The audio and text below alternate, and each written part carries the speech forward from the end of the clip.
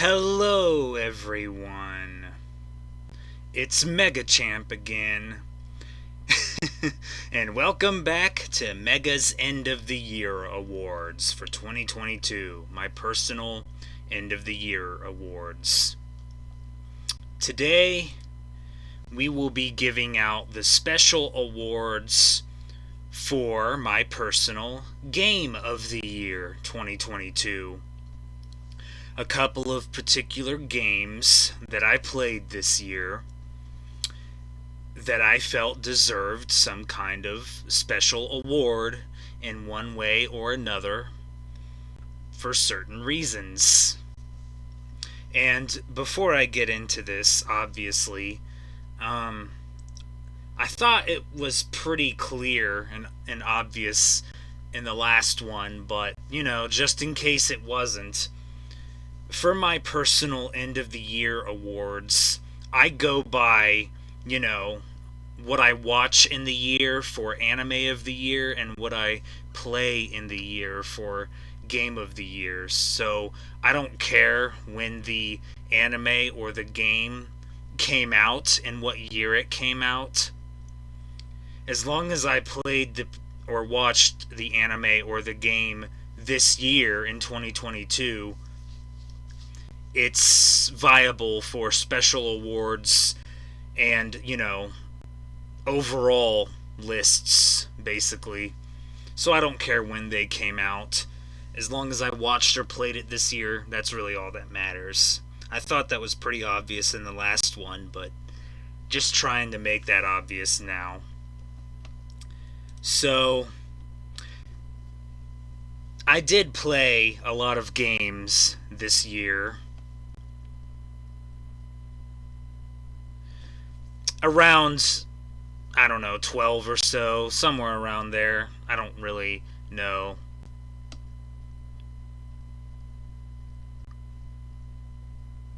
Sorry, I was counting them. It's 14. I played 14 games this year. It's actually quite a lot. I believe that's more than last year at least, but it's always somewhere in the 10 range for me. Although it is kind of dependent on if games are, short or long. If it's a bunch of long games, then it'll be only like 10 or 11 or 12 and so on and so forth. So, unlike last time, I will not be making brief special mentions about anything because that took me way too long last time. So, but don't take that the wrong way. Every game that I played this year, with the exception of one, ha ha ha, boy, I can't wait to talk about that, was pretty good for the most part. I didn't really have any issues with any of them, except for maybe a couple for specific reasons, but, nothing is perfect. What a concept, right? But here's a quick rundown of the games that I played this year and then the system they are on afterwards. So this year I played Xenoblade Chronicles Definitive Edition for the Switch, as well as the Future Connected mode on there, which I guess you could say is DLC, but it's not DLC because it's on the game, whatever you want to call it. I played Final Fantasy VII Remake DLC Intergrade on the PS5, which is DLC obviously, Xenoblade Chronicles 2 and the DLC on Switch, Octopath Traveler on Switch, Chocobo GP for Switch. Let's not talk about that one, I kind of already did. Tales of Symphonia Chronicles for the PlayStation 3, which is both Tales of Symphonia and Tales of Symphonia Dawn of the New World. I kind of combined it into one. I mean, you can make the argument that they're two separate games, and yes, that's true, but it's Tales of Symphonia Chronicles. What else do you expect me to say about it? Anyway, Gravity Rush Remastered for the PS4, Gravity Rush 2 for the PS4, both Gravity Rush games. Fall Guys, I played it on the Switch. It's available on basically everything at this point, but you have to have a PlayStation Plus subscription to play any PlayStation games online, and the Switch subscription is at least cheaper from what I've seen, except for the expansion pack. But so I just played Fall Guys on Switch, and it's still an ongoing game. I mean, unless they all of a sudden announce Fall Guys is ending, which I don't expect to happen anytime soon, it's probably always going to be an ongoing game, and is my sort of quote-unquote side game, whereas before that, Chocobo GP was my side game. Tales of Grace is F for the PS3, Crash Bandicoot 4, It's About Time for PS4, Tales of the Abyss for 3DS, yes, I played a 3DS game, The Legend of Heroes Trails of Cold Steel 3 for PS4, and The Legend of Heroes Trails of Cold Steel 4 for the PS4, which is still ongoing, although I am getting close to the end, but either way, those are the games that I played this year. If you don't know what any of them are, well, there's Wikipedia or Google. Choose one, I guess. So if you haven't already noticed here, there was actually a lot of games that I played this year that are quote-unquote on old consoles, like the PlayStation 3 and 3DS, and there's not really a particular reason for that other than that's just where I landed in terms of my games that are in my backlog. So, I mean, I already decided a long time ago to catch up on all the Tales of games, and I'm only about 3 away from being caught up, so it was really only a matter of time, but we'll be talking more about that in a bit. Anyway, so those are the games that I played this year, so let's stop stalling. I'm not really intentionally stalling, but let's stop stalling by giving out the special awards for this year. Or my personal special awards, anyway. Again, like I said last time, you can put your own lists, make your own lists about games you play that you feel deserve a special award, or, an overall list if you just want to do that. Anyway, first up, this always seems to show up in my lists, and yes, I didn't do a video for this last year, but it was there last year too. And that's hardest game of the year. Gee, I can't possibly figure out what could win this. I'm just kidding. Anyway, so yeah, obviously, just as the title states, it's the game that I played this year that I felt was the hardest, obviously, extremely hard. And this is not even, you don't even have to think twice about this, pretty much. The winner of hardest game of the year for me this year is, of course, what else would it be? Are you expecting anything else? It's Crash Bandicoot 4. I mean, seriously, what did you really think it was gonna be anything else? I mean, yes, the Trails series, for some reason, I don't know why, don't ask me why, is really hard for me, and I'm fine with literally every other JRPG franchise except Trails, but Crash Bandicoot 4 was just too goddamn hard, and I'm not meaning that in a bad way, okay? I'm really not.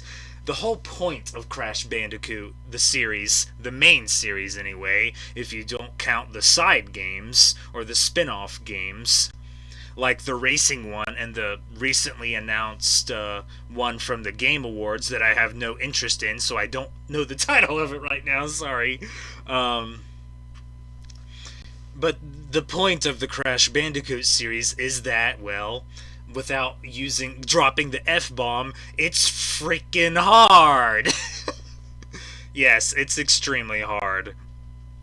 And, you die a lot. In multiple levels, every level, including the boss levels.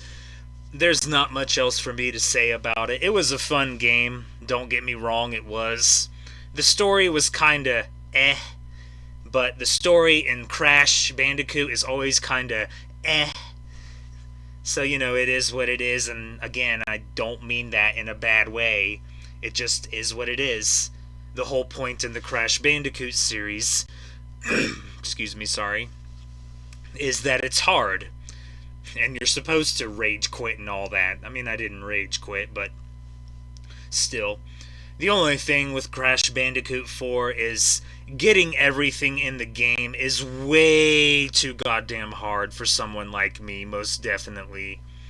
I mean, I managed to do it in the Insane Trilogy, except for the speedrunning gem in the third game, Crash Bandicoot Warped. But there was literally no chance in hell.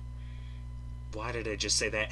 Anyway, that I was going to get everything in this game. So I just chose not to care, and it was fine. It was just extremely freaking hard.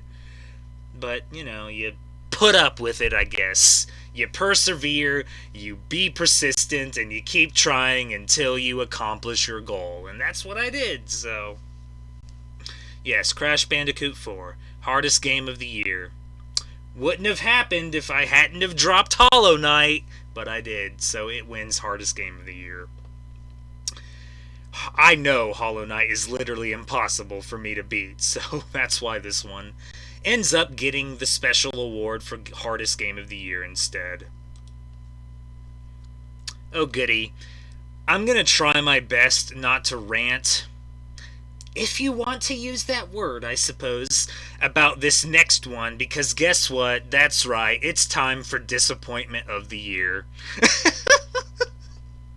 I'm not gonna go on a spiel about Disappointment of the Year again. I already did last time. Basically, it's not, well, if you ask me at least, it's not really an award you want to win, because you don't want to get an award for being bad or doing a bad job. But again, that could just be me. And this might end up being controversial, although I guess from the looks of things, from the general opinion that I've been getting from most of the Discord servers that I'm on, or a majority of them at least, it actually ended up not being as controversial as I was afraid it was being. Or afraid that it would end up being. So yeah, you're not gonna like this. Some people won't, so you can start typing in all caps in the comments, I guess, if you want. Because, that'll solve the problem. Disappointment of the year for 2022 for video games for me is, unfortunately, Octopath Traveler. Oh god. And before you start accusing me of not liking the pixelated art style, that really isn't the reason, okay? It really isn't.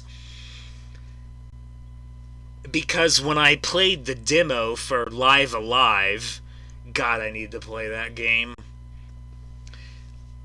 I enjoyed the hell out of it. So it definitely wasn't the art style, I can tell you that much.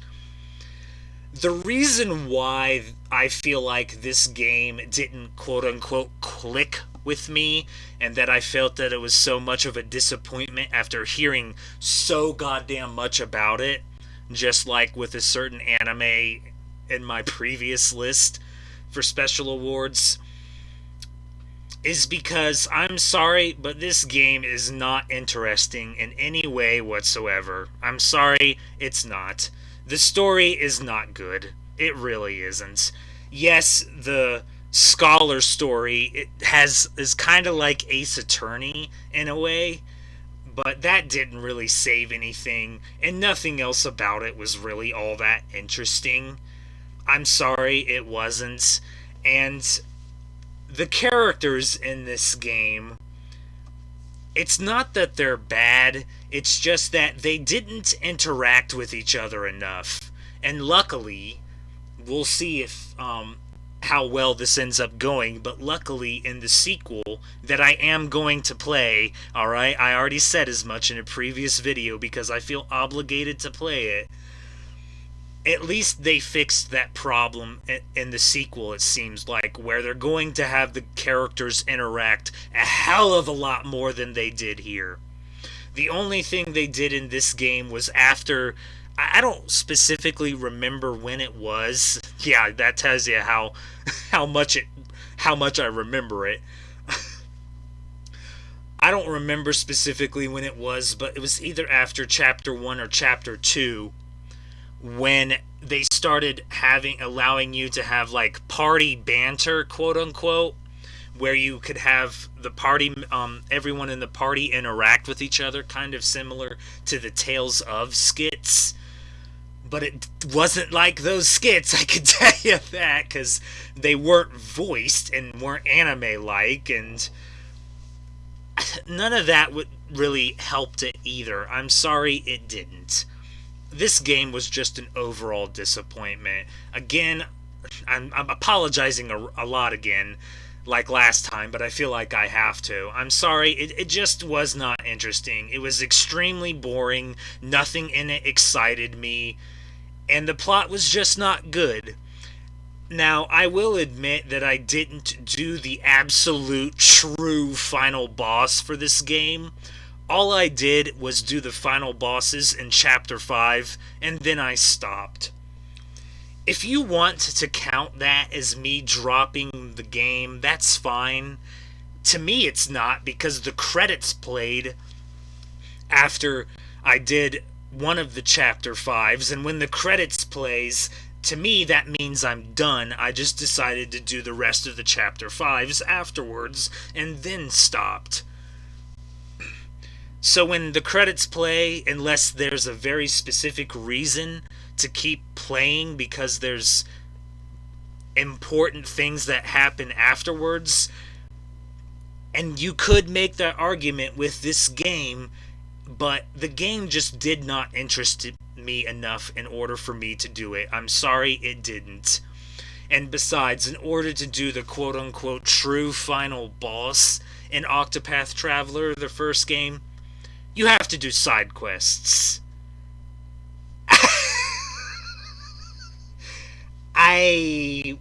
Why? If you want me to do the last part, don't make me do side quests. I'm sorry, don't. Some side quests are interesting. I will admit as much, because in the Xenoblade Chronicles franchise, which I pretty much played all of this year except for the third game, the side quests are interesting as hell, and they're unbelievably distracting.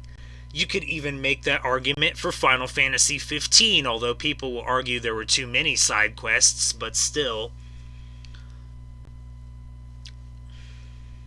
The point is, don't make me do a side quest for something that you're claiming is the true final boss. I'm sorry, just don't do it, because I'm not gonna feel motivated to do it. And I just did not enjoy this game overall, so I had no motivation in any way whatsoever to do the true final boss and the true final dungeon after the chapter 5 stories. I just didn't. Look, if you like this game, that's fine. I'm glad you liked this game. But for me personally, I'm sorry, it was just an overall disappointment after hearing so much about it and how it was just oh so great. And for me, it just wasn't. It was a massive disappointment that was not interesting in any way whatsoever, and I could even go as far as to say it was boring. I'm not going to say extremely boring, but boring, to put it in the nicest way I guess I possibly can. So, good for you, Octopath Traveler. You win Mega's Disappointment of the Year. Oh, God. Look, I'm not saying I don't have hopes for the sequel, okay? I don't. If they fix the problems that were very obviously problems in the first game, such as character interaction, and hopefully they're going to connect all of the characters' stories. If they had done that in the first place in the first game, guess what? This wouldn't have happened. I can tell you that right now. But at least it looks like they're trying to do that for the second game. So I hope this doesn't happen again. You never know. The exact opposite could happen, and it could end up being getting some kind of other special award. I don't know. Time will tell. It's going to be forever before I get to Octopath Traveler 2, but time will tell. That's the point. Time will tell. But if they fix the problems, then it'll be fine. But the first game was just an overall disappointment for me. I'm sorry. Next up is also going to be slightly controversial in a way, mostly because there was really nothing else to give it to for the most part. And that's a special award that I'm like to call Funnest Game of the Year. And I don't know if that's a word or not, sorry, funnest, but basically it's a game that I had an extreme amount of fun playing and actually like playing and really enjoy my time with it overall. So the winner of Funnest Game of the Year for 2022 for me, oh boy, guess what? It's Fall Guys. Look, before you start typing in all caps in the comments again, I get that, the microtransactions, at least at the start when it came out on Switch, they were bad. Okay, they were. They really, really were. Although it's not really all that hard, if you ask me, to tell that it's a microtransaction if you're trying to get something and it takes you to the eShop or makes you use a credit card. But I get it, I really do. It was bad and scummy, but they fixed it. Shocking, I know, an issue being fixed. Deja vu, but they fixed it. So it's not really that much of a problem now from what I've seen, but I can personally tell what is a microtransaction and what's not. Maybe it's from playing Chocobo GP, but I was able to even tell with that, and that was the first game that I played that even had microtransactions, so... But I feel as though the issue has been fixed. I mean, is it still a problem? Of course, every game that has microtransactions is a problem, but... How did you expect this game to make money without doing something like that after going free to play? Like, seriously, they had to do something. I'm not trying to, defend them, but what else did you expect them to do? But yeah, this game is an extreme amount of fun. I'm sorry, it is. It's a fun, battle royal platformer game, and it's probably one of, pretty much the only battle royal game I actually enjoy playing. As far as my skill, I don't know. I feel like I'm average, but there have been times when I have surprised even myself with this game. So maybe I'm better than I think I am, but it's an extreme amount of fun. It really is. I mean, sometimes things can get really stupid with this game, with people griefing you constantly. Good God. I mean, yes, it's a problem, but it is unfortunately a legitimate strategy, so you have to just sort of deal with it. And you can get very rage heavy with this game, but for some reason, I haven't been. Even when I was playing Chocobo GP before this game, which is dropped now, and this game has replaced it as my side game, I wasn't really raging with Chocobo GP either, because when it comes to stuff like this, you have to just not care. You really do. Clearly, that's a lot harder for me when it comes to fighting games, but for some reason, I'm pretty good at doing that with Fall Guys. I just don't care. It can be annoying when you don't make it past the first round, but you have to take the bad with the good, pretty much. And there can be some really funny stuff that happens in Fall Guys, like glitches and lagging and fails and massive saves and shocking wins. I'm sorry, I love this game. I really do. It's an extreme amount of fun, and I just really enjoy playing it. I really do. It's free to play now. Give it a try if you want to. It's up to you in the end. I'm not going to say you should one way or the other. It's up to every individual at the end of the day. I mean, I have been enjoying playing it. And, sometimes I will come across videos that have honestly helped me play the game. Um, I mean, if you want a suggestion, Fall Guys Daily Moments has a lot of stuff in there that has honestly taught me some shocking things about the game. And it's just a lot of, playing the games constantly over and over again until you memorize how to do them and just seeing how other people do them and just, trial and error pretty much. I mean, there are the games that I'm really bad at that I'm never going to be good at, but, you know, it's just a lot of trial and error and persistency and, just not giving up. But I'm sorry, this game is an extreme amount of fun and gets me to laugh at times, so, hey, that's really all that matters to me in the end. But I get it about the microtransactions, so. But it's a fun game, so. And last but certainly not least, it's the video game version of that award I gave last time, which was, quote unquote, gem of the year, where I didn't have a lot of expectations going into it, and actually may have heard the exact opposite in this particular video game's case, and then once I played it and once I was done with it, I was blown away with how goddamn good it actually ended up being. And that pretty much describes this next game to a T, and just like with what won Gem of the Year for me for anime, you'll be seeing this again, hint, hint, hint. Winner for me, for my personal quote-unquote Gem of the Year, is Tales of Grace's F.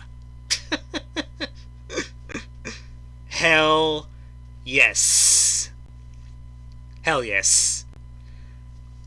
I don't even know where to start with this game. Now, I will admit at first that people told me the story in this game is not good. And at first, with at least in the first couple, 10 hours, let's say 10 hours. Within the first 10 hours, honestly, I didn't see it. I really enjoyed the hell out of the story in the game. But in the end, eventually, I saw what everyone was talking about. Because after that, it did sort of plateau, so to speak. And it didn't really get any better or any worse. It just sort of flatlined and plateaued. But hey, it is what it is. But you know what made up for it tenfold with this game? Yeah, it's the gameplay. It's the goddamn gameplay. Good God, I cannot praise this game's gameplay enough. I really cannot. Honestly, of the entire, and I'm not even joking here, of the entire Tales of franchise, the battle system and the gameplay in this game is probably, if not the best system and gameplay of the entire franchise, not counting Tales of Berseria. Because it's pretty much like Tales of Berseria, where it's just total and absolute chaos, and I freaking love it. It just made up for everything tenfold. When I wasn't enjoying the game in terms of what was going on in the story, the gameplay would make me enjoy the hell out of the game. So, yeah, I stopped caring about if the story was good or not. The gameplay was tremendous, and I loved it for it. And I don't remember the character's name offhand, but this character right here is so goddamn funny, it's not even close. Like, seriously. Probably the funniest character in the Tales of franchise I've seen in quite a while, honestly, if not the funniest character in the Tales of franchise. Just freaking great. Sorry. It's hard for me to not cuss sometimes because it's just so goddamn good. It really is. So, yeah. And Bryce Papenbrook plays the main character in this game, at least in the English dub, and that's great. And I don't know who Neji from Naruto's English voice actor is, but he plays a character in this game too, so the voice cast is pretty decent if you ask me, and the game's just fantastic. I love it, I love it, I love it. Yes, the story plateaus, and doesn't really get any better after a certain amount of time, and it just becomes repetitive and the same thing again and again and again and again. But I just don't care. I'm sorry, I don't. The gameplay is too good and too freaking great to let that hold it back. And like I said, it will be making another appearance later. But for now, it definitely deserves some kind of special award, and that special award, as far as I'm concerned, is Gem of the Year. So yeah, that's it. Believe it or not, that's all for the special awards for my personal Game of the Year. Looks like I've been going for too long again, god damn it. I'm sorry, okay? I guess when I start talking, I can't stop, but yeah, that's my special awards for Game of the Year, my personal list. Again, like I said, you can make your own lists for games that you felt deserve special awards, or just make an overall list. And yeah, that's it. Just as a quick summary, Crash Bandicoot 4, It's About Time, it wins hardest Game of the Year for me. Octopath Traveler, unfortunately, wins Disappointment of the Year for me.